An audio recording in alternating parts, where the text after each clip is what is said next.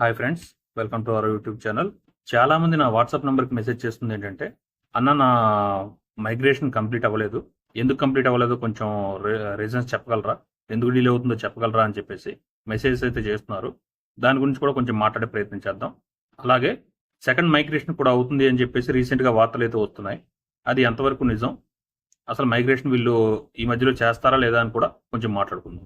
ముందుగా చూస్తే ప్రజెంట్ మన పైప్ బ్రౌజర్లో రీసెంట్గా అప్డేట్ చూస్తున్నామంటే ఏం కనిపిస్తుంది, పై యాడ్ నెట్వర్క్ అనే అప్డేట్ అయితే ఇవ్వడం జరిగింది.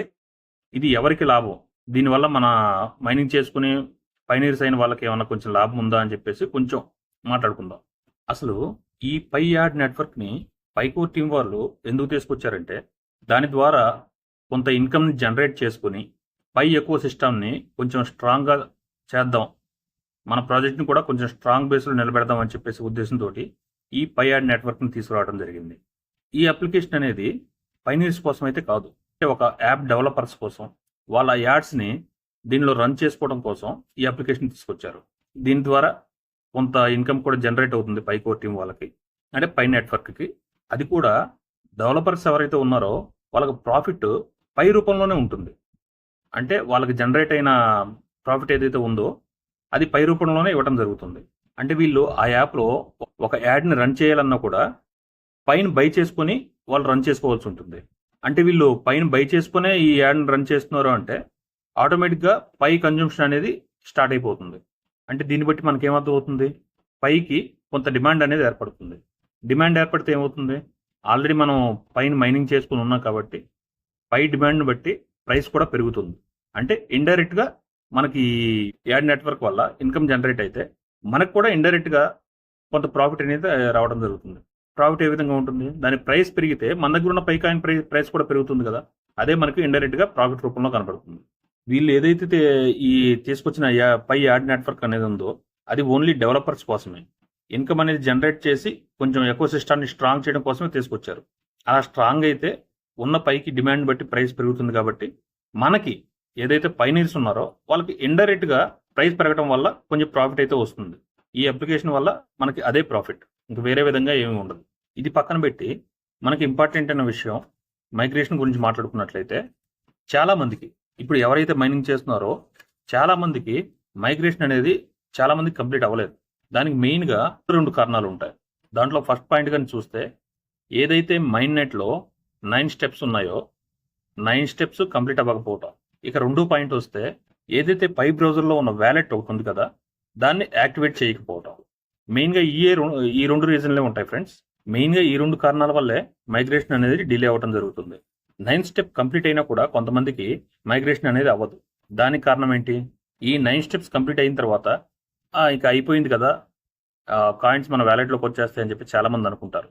కానీ వాళ్ళు వాళ్ళ వ్యాలెట్ని యాక్టివేట్ చేయరు. అలా యాక్టివేట్ చేయకపోతే మైగ్రేషన్ అనేది అవ్వడానికి ఛాన్సే ఉండదు. మెయిన్గా మనం మైగ్రేషన్ ఎందుకు చేస్తాం, మన కాయిన్స్ని మన వ్యాలెట్లోకి తీసుకెళ్ళటానికి.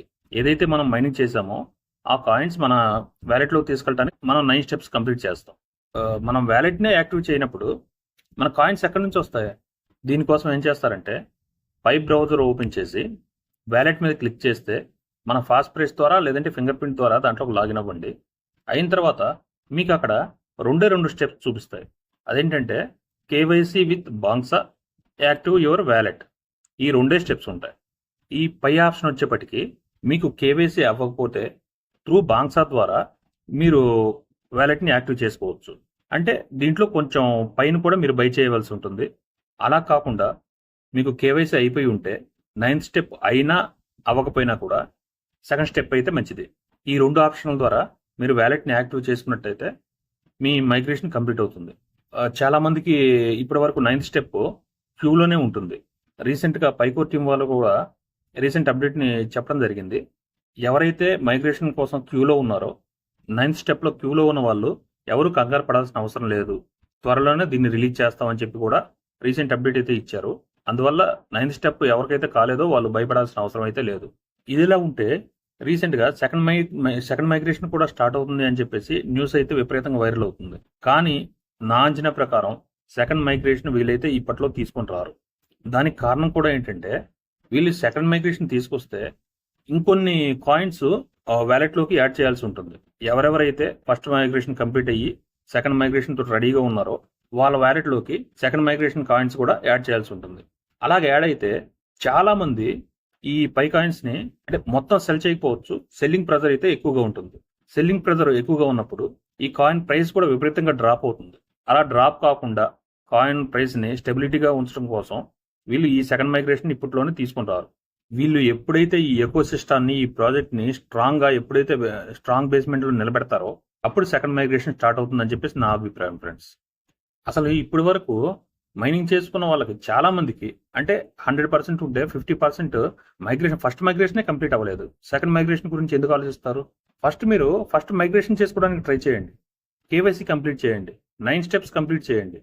9 స్టెప్ కంప్లీట్ అయితే ఫస్ట్ మైగ్రేషన్ ఆటోమేటిక్గా కంప్లీట్ అవుతుంది.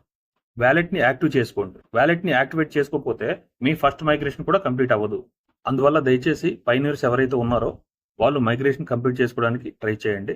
వ్యాలెట్ని యాక్టివ్ చేసుకోవడానికి ట్రై చేయండి. నేను చెప్పిన ఈ విషయాలు మీకు కానీ నచ్చినట్లయితే ఒక లైక్ చేయండి. నచ్చలేదు అనుకుంటే ఎందుకు నచ్చలేదో కూడా కామెంట్ సెక్షన్లో తెలియచేయండి. మళ్ళీ ఒక మంచి వీడియోతో నెక్స్ట్ వీడియోలో కలుద్దాం ఫ్రెండ్స్. అంతవరకు థ్యాంక్ యూ.